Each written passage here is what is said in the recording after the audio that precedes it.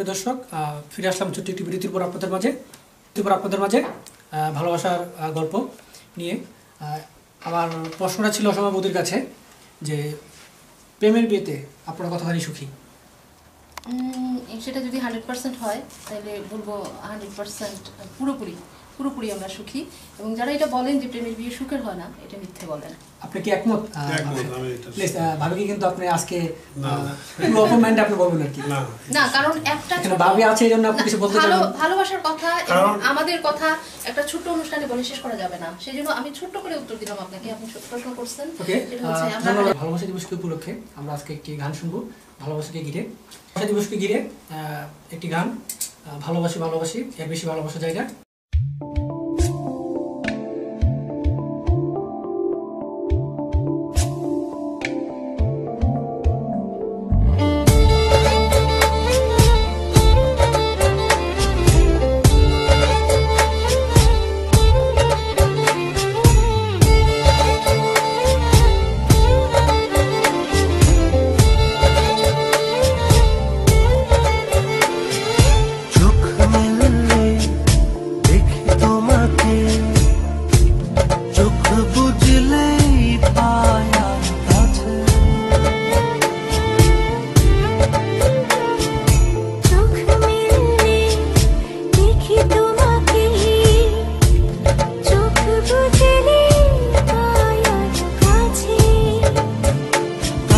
বেশি ভালোবাসা আমি দিতে চাই,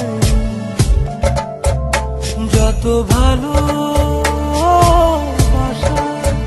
পৃথিবীতে আছে।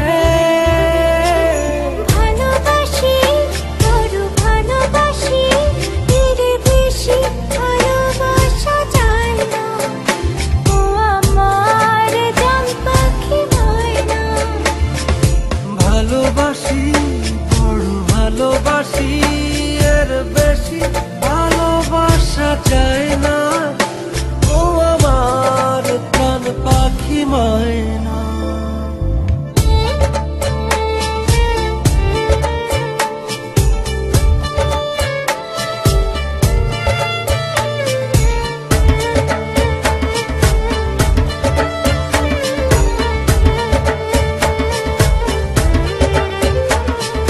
সূর্যের বুকে আছে যতটা আলো,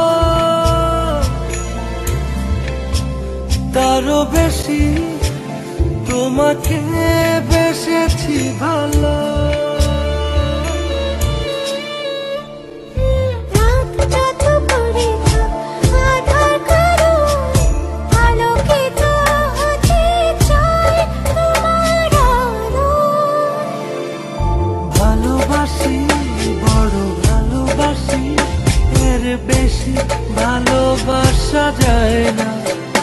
ও আমার প্রাণ পাখি ময়না। ভালোবাসি বড় ভালোবাসি, এর বেশি ভালোবাসা চাই না। ও আমার জান পাখি ময়না।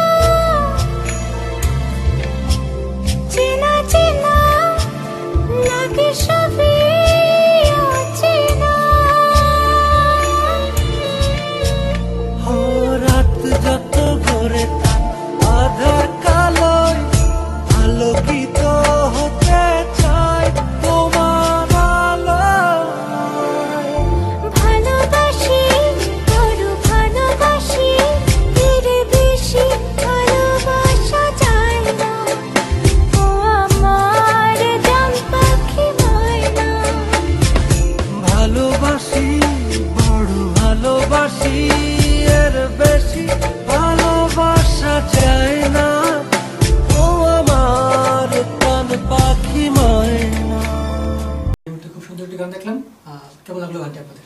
হ্যাঁ ভালো লেগেছে। খুবই চমৎকার। ভালোবাসা দিবসের জন্য এর বেশি ভালোবাসা যায় না, আসলে কি কথাটি সত্য? না মনে না, হয় মনে হয় না। না।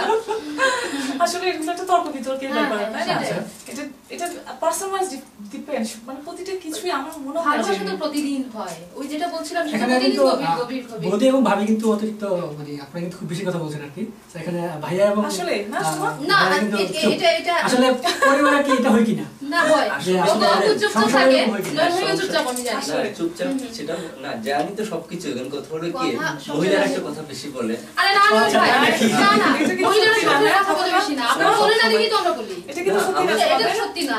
আমরা তো বলার সুযোগ আমরা পাই না। কিন্তু- আচ্ছা, আমরা কিন্তু না, একদম- আপনি sorry, সুযোগটা- আপনি কি এটা বলেন? ঠিকই আছে। আমরা কিন্তু এই মহিলারা ধরনের পরিপূরক। বলে বেশি, একটু বেশি কথা বলে। মানে অসুবিধা নাই, চলে না, যায়। আসলে বলে বেশি তারপরে না, আমরা কোনো বলতে মাইন্ড পারি। করি আরে না, না, না, তারপরে কি আমাদের বলেন? আমাদের বলতো না, আমরা ও আচ্ছা, মানে ছাড়া তো যাবে না। অবশ্যই না, তার মানে আপনি বলছেন যে করতে আপনারা থাকুক, অসুবিধা নেই। বিয়ের পর কি পুরুষ বাধ্য হয়ে যায়? কি বলছেন ভাই? এটা হচ্ছে একে অন্যের পরিপূরক আমরা।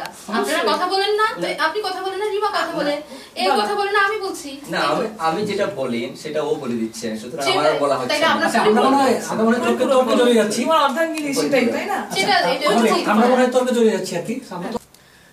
দর্শক, এই পর্যায়ে আমরা আপনাদেরকে নিয়ে যাব কিছু ব্যতিক্রমধর্মী প্রশ্নে, এবং আমরা সর্বপ্রথমে যার সাথে কথা বলবো সুমা বৌদি, যে আপনার কাছে আমি জানতে চাইবো যে আপনি ভাইয়ার কয়েকটি ভালো দিক এবং কয়েকটি খারাপ দিক যদি আমাদেরকে বলতেন, যে কোন দিকগুলো আপনার কাছে বেশি ভালো লাগে এবং কোন দিকগুলো আপনার কাছে সবচেয়ে বেশি খারাপ লাগে। আসলে সব দিকই ভালো লাগে, খারাপ দিক কিছুই নাই মনে হয়, তারপরেও খারাপ দিক আছে, কারণ ভালো মন্দ মিলেই মানুষ। ওর ভালো দিকটা আগে বলবো, ভালো দিকটা বলি। না, খারাপ দিকটা বললে মনে হয় আপনি ভালো দিকটা না না, বুঝতে এটা পারবেন। আপনার ইচ্ছা, আপনি যেটা বলতে পারেন আর কি। ভালো দিকটা হচ্ছে ও মানে স্বামী হিসাবে তো অবশ্যই দায়িত্বশীল, মানুষ হিসাবে ভীষণ ভালো একটা সৎ মানুষ, এবং ওর যারা আশেপাশের মানুষ তারা জানেন এটা ভালো করে। আর যেটা হচ্ছে খুব অতিথিপরায়ণ, আড্ডাপ্রিয়, শান্তিপ্রিয়, নির্ভেজাল একটা মানুষ। সব খারাপ দিকটা মিলিয়ে। যদি একটু বলতেন আর আমাদের। খারাপ দিকটা হচ্ছে যে ও কারোর সাথেই রাগ করে না, খালি আমার সাথে রাগ করে। ও মানে ওর ফ্যামিলিতেও মানে কেউ বিশ্বাস করবে না, ভাইরাও, যে ওর রাগ আছে, শুধু খালি আমি জানি যে ওর রাগ আছে, আমার সাথেই রাগ কখনো করে। কি এমনটা হয় না যে ভাইয়া রাত করে ঘরে ফিরে, অনেক পুরুষের রাত করে ঘরে ফিরে, এরকমটা হয় কিনা? না, ওরকম হয় না, কারণ বেশিরভাগ সময় দেখা যায় আমরা দুজনে একসাথে থাকি, আর রাত করে ফিরে না ও, মানে ওরকম কোনো অভ্যাস নেই যে ওরকম- ভাইয়া যেটা আপনার কাছে খারাপ লাগে? অভ্যেস না, যেটা আমি আপনাকে বলছিলাম, ও যখন রাগ করে না তখন ওই আমার উপর রাগ করে, তো সেই অভ্যেসটা আমার খুব খারাপ লাগে। আমার মনে হচ্ছে যে আপনি ভাইকে এখানে বাঁচানোর চেষ্টা করতেছেন। বাঁচানোর চেষ্টা করছি না, বাঁচানোর ওর আমি তো পাচ্ছি না, মানে রাগটাই ওর বেসিক্যালি, মানে রাগটা বেশি। তো আপনাদের দুজনের মাঝে খারাপ দিকটা বলুন একটু। খারাপ দিক দুই একটা তো থাকেই প্রত্যেকটা মানুষের। তো খারাপ দুই একটা জিনিস, যখন ভীষণ সে রাগতে তার জিদ একটু বেশি, রাগ করলে কেঁদে ফেলে, তো এটা সামাল দেওয়া একটু কঠিন হয়ে যায় আমার জন্য। ধরেন এখানে কি আপনাদের 2-4 দিন কথাবার্তা হয়নি, এরকম একটা না, ধরেন গ্যাপ থাকে কিনা? না না, ওরকম হয় না, ওরকম অনেকে আছে যে আপনার ওরকম হয় না। হাতের সামনে যেটা পাই, গ্লাস, মুখ, না, ওগুলো ভেঙে ফেলে। এই ধরনের ভাঙাভাঙি ভাঙাভাঙি কি নাই, মানে আমরা কথা ঠিক তবে ঠিক মানে হয়, কোনো অথবা উত্তর নাই, হয়তো চুপ থাকি আর মানে কি। আধা ঘন্টা কোনো মানে উত্তরই দিবে না, নীরবতার মাধ্যমে আপনারা ঝগড়া চালিয়ে যান। শুধু ওকে, আমি ফিরে আসছি আপনাদের কাছে একটু পরেই। এক্ষেত্রে আপনাদের কাছে জানতে যাবো আর কি, যে ভাবি, যে আপনি যদি ভাইয়ার কয়েকটা খারাপ দিক এবং ভালো দিক বলতেন, আচ্ছা, আপনার কাছে কোনটা সবচেয়ে ভালো আমি লাগে? প্রথমে বলবো, খারাপটাই বলি। সেটা হলো যে ও খুবই মানে ভালো একটা মানুষ। শুধু খারাপ একটা বলবো, আমি যখন খুব টায়ার্ড থাকি, বাসায় আসি, রান্না করে যখন আমি টেবিলে খাবার দেই, তাকে আমি একবার আসো, দুবার আসো, 3বার মানে ডাকতেই থাকি। এটাই তার সবচেয়ে খারাপ একটা অভ্যাস। মানে সে বুঝে না যে আমি কি ও করি wait তখন? করছি। তখনই আমার সবচেয়ে খারাপ, ওর একটাই আমার খারাপ দিক। আপনি কি আমার একমত? যেটা অপছন্দ আচ্ছা, সেটাই। আপনি কি একমত ওনার সাথে? ভাইয়া? খাওয়ার সময়, খাওয়া দাওয়ার সময় যে আমাকে হ্যাঁ। ডাকে, তখন আমি কি অবস্থায় থাকি, কি করি আমি তখন? তখন তার অভিজ্ঞতা আপনার সাথে একমত না, আপনি যেটা বলতেছেন। না, অবশ্যই তুমি যেটা করো বাসায়, আমি তোমাকে ডাকতেই আছি, খাবার টেবিলে দিয়ে, নয়ন আসো, খেতে আসো, আমি খেতে আসো, নিশ্চয়ই সে কোনো কি একটা করে? কোনো একটা কিছু কম্পিউটারে বসে আছে। কম্পিউটার কাজ করে অথবা হতো। আইফোন, মানে এটা কিন্তু কোনো প্রয়োজনীয় কিছু না, হয়তো বা ফেসবুক, কে কি করলো, কে কি দেখলো, এগুলো নিয়ে থাকে। তার একটাই খারাপ এটা দিক কি আপনি এটাই। কি মনে করেন যে ভাইয়াটি ইচ্ছাকৃতভাবে করে আপনার সাথে?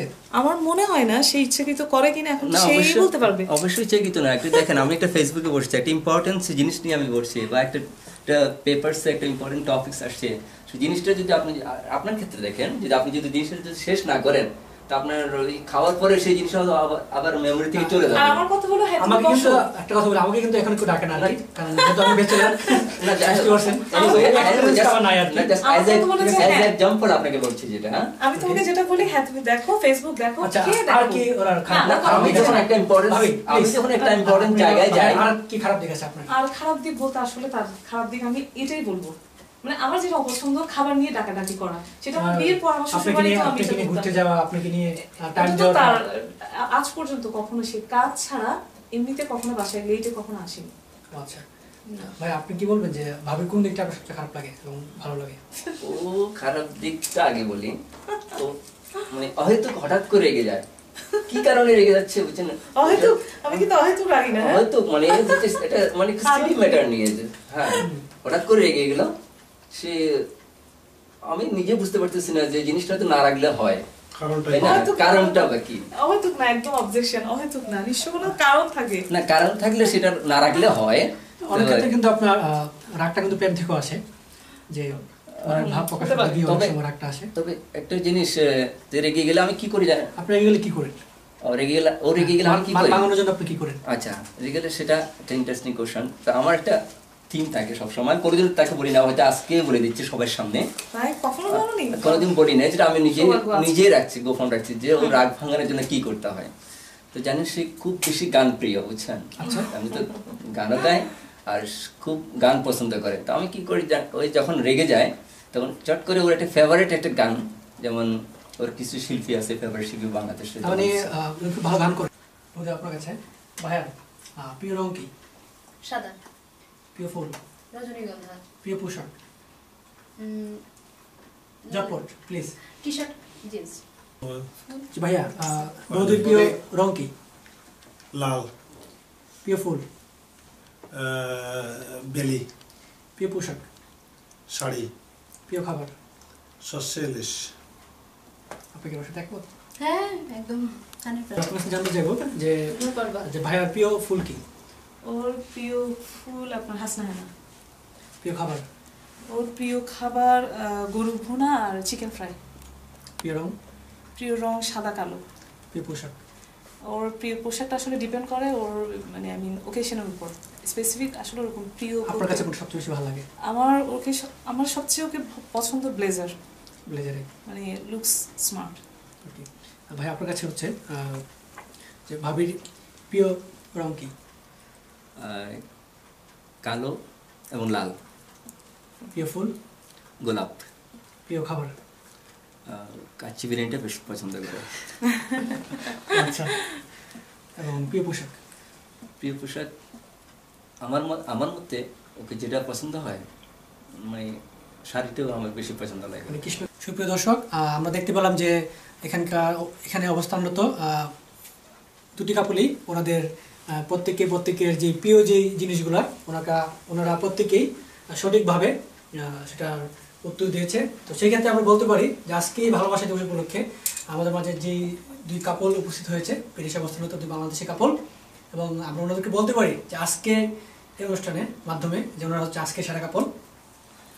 সুপ্রিয় দর্শক, পৃথিবীতে প্রায় 700 কোটি মানুষ বসবাস করে। 700 কোটি মানুষ যদি 700 কোটি বার ভালোবাসার সংজ্ঞা দিই, তাহলে হয়তো আমরা ভালোবাসার যে সঠিক সংজ্ঞা সেটা হয়তো আমরা পাবো না।